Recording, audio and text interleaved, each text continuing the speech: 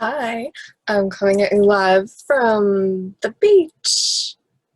No, I'm not. I'm not at this beach. This is a Zoom background. It's really cool though. I mean, look at that. This is my first time trying Zoom background. I've always just kind of let people see whatever was in the background before. So, I thought I would maybe give a little bit of info if I can stop being mesmerized by the waves in the Zoom background. Oh my gosh. Sorry about that. I thought I would give a little bit of info on how I got interested in holistic wellness. In a way, I would say I've always been interested. And yet, there was a turning point when I got really actively interested. A friend of mine suggested that I try to get a job at a local holistic wellness and herbal shop. Not that kind of herb that some of you are thinking, but just tea, healing herbs. And I did. I applied there and I got a job there and I loved it so much. And they told me, oh, you can try any of these herbs, just blend yourself a tea. And so before trying any specific thing, I would read up on it, read about it. What does it do? What parts of your body does it affect? What effects does it tend to have? What are the possible side effects? Because believe it or not everything natural is safe. For some people, that statement is preaching to the choir. But for a lot of people will give you the argument that, oh, well, smoking this or that plant is safe because it's natural, when there's actually scientific evidence to the contrary. So, do your own research. I'm not here sitting and judging. I'm just saying, not everything natural is safe. Not everything natural is dangerous. Also good to know. So anyway, so I was working at this holistic wellness store, and when there was nobody needing to get rung up, I would read in the books in the store. Some of them part of the store's personal library, some of them, if it was a book that was for sale, I would use the store's copy so that I didn't bend the pages or anything. But I would read about various ailments and potential remedies for them and stuff like that. So I got really interested in that, and I was able to better help people with which supplement to buy, which tea to look into. And I learned about other products as well, like soaps and essential oils. But honestly, let me just say it right now too, essential oils are not safe in all amounts. You can't just use them full strength on your skin, on large areas, and never have any effects from that. It can really mess up organs in your body. So you need to dilute them. You need to do this the right way. You need to look into how to do that the right way. You can't just use them for everything. You can't just eat them. I'm not one of these people who is part of the pyramid scheme, okay? No offense. No offense, but I'm not. I do like essential oils. I do own essential oils, and I use them carefully and in specific ways. Okay. So learning about other things I never really knew too much about the different types of soap, what can be used as soap. Apparently there's a lot more than I originally knew. Some of the sources are more natural than others. Some are more synthetic and lab created. Some of them are more good for your skin. Some of them might not be. But that is different for every body. Your body is not the same as their body or their body or their body. Like, everybody's body is unique and to some extent needs unique things.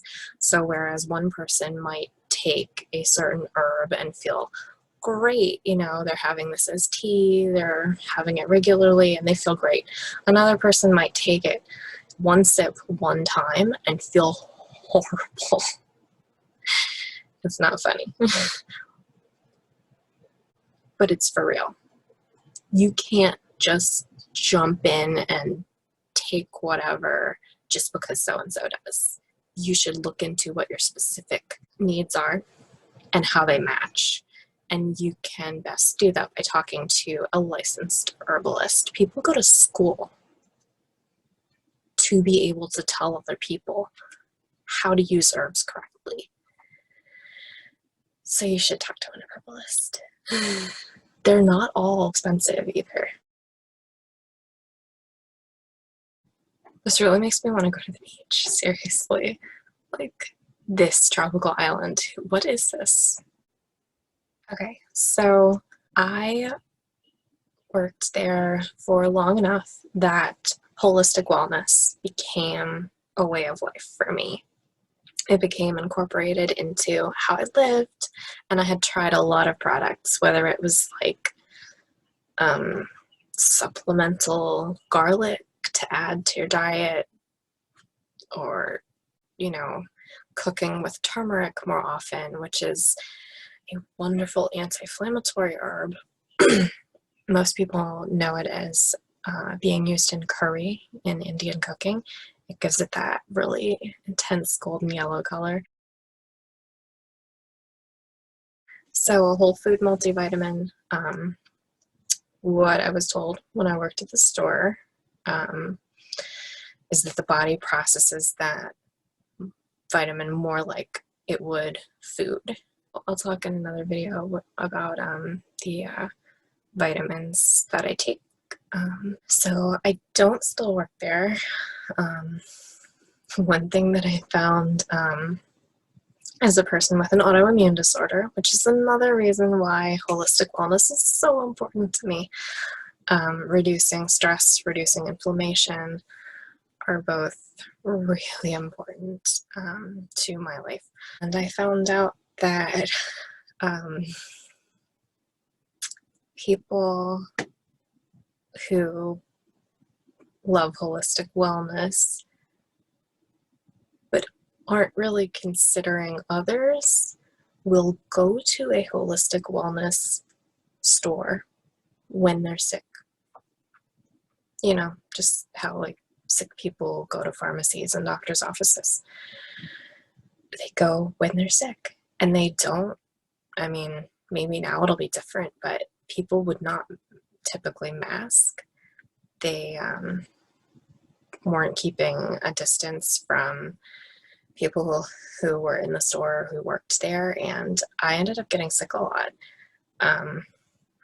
And that's a huge issue that our culture needs to address. People need to stay home when you're sick, anytime you're sick. If you have symptoms, if you're coughing, if you're sneezing, if you feel run down, it's not worth it to spread your illness to somebody else, and it's not fair. Okay, so I don't work in retail anymore. And I don't hate on Western medicine either. Like, there's kind of a balance when you're talking to people who believe in Eastern medicine, like acupuncture, herbalism, all kinds of stuff like that. Many of them whom I've talked to are very much anti like Western medicine, like doctors and prescriptions, and on the reverse side, a lot of Western medicine practitioners have been very anti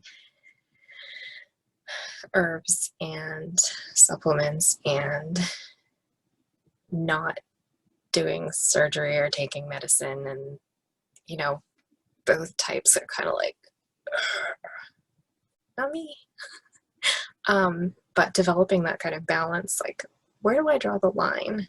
When do I feel like, yes, I need to go to my doctor?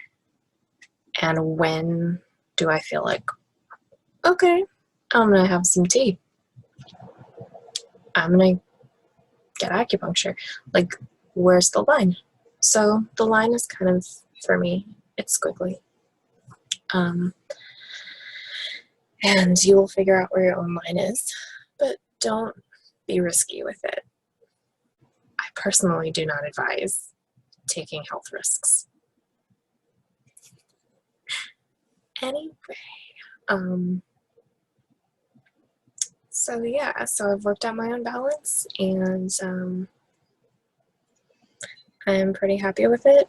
All humans are where we're at any given point, and we're always developing and changing. It's not gonna like stay static.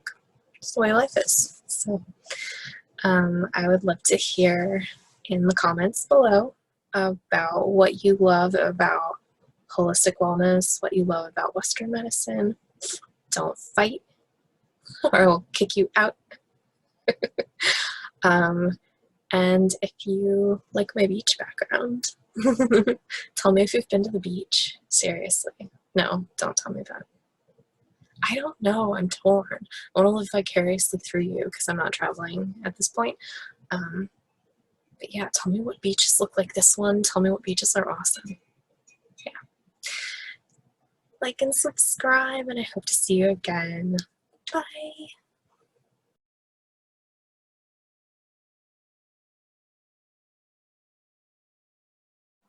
Like, accept me, accept my house. I don't know. If I know you, sure.